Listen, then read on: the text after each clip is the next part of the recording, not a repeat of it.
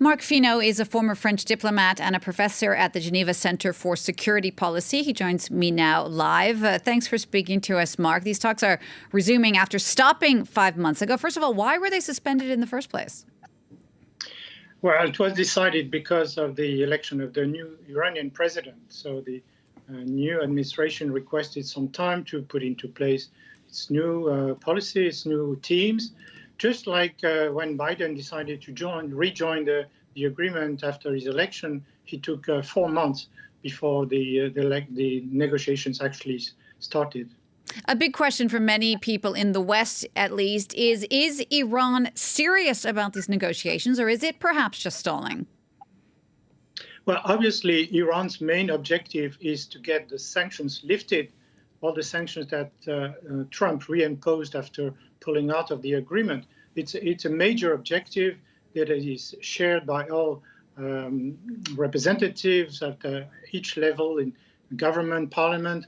They know that it's a precondition to get their economy back on track, and in particular, be able to export oil on a much larger scale.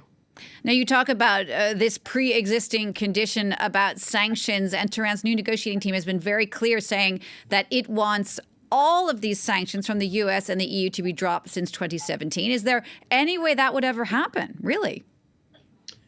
Yes, because the agreement was based initially on this reciprocity, lifting of all sanctions against restrictions and concessions by Iran on its nuclear program. So once the U.S. pulled out and reinstated sanctions, Iran felt, on the basis of that reciprocity, entitled to suspend some of its commitments. And so now the only solution is to lift all sanctions to allow Iran to revert, to come back to full compliance with the agreement.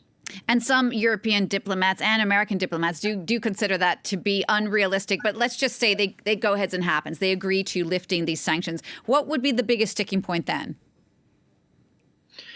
Well, obviously, we know that it is complex because of the size of the sanctions, the number of sanctions, the entities affected, the assets freeze, etc. So the United States announced that it would be willing to do this as soon as possible. But of course, the idea would be to choreograph this, as the EU representative said, to make sure that this will be met every time by return by Iran to its obligation. So sort of tit for tat, step-by-step approach. There's some people who've expressed fear about Iran's uranium enrichment program at the moment. How concerned are you about their ability or their growing ability to build a nuclear weapon? Well, first, I mean, this result is really the result of the failure of the American policy of maximum pressure under Trump.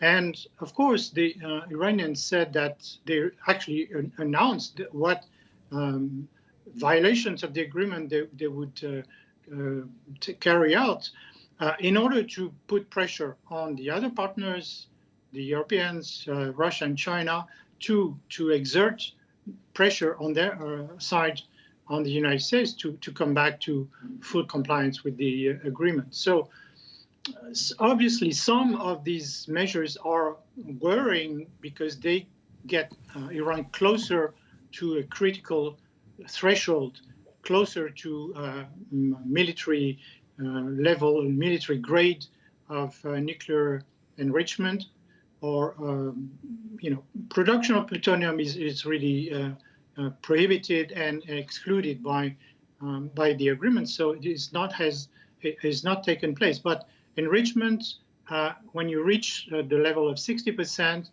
again, it's a symbolic threshold because you can reach the military grade of 90% more quickly and more easily. But again, the quantities that Iran has accumulated since it has started violating the agreement are so far away to any decisive size of stockpiles to allow making a nuclear weapon that it is still time to negotiate and reverse these advances in enrichment.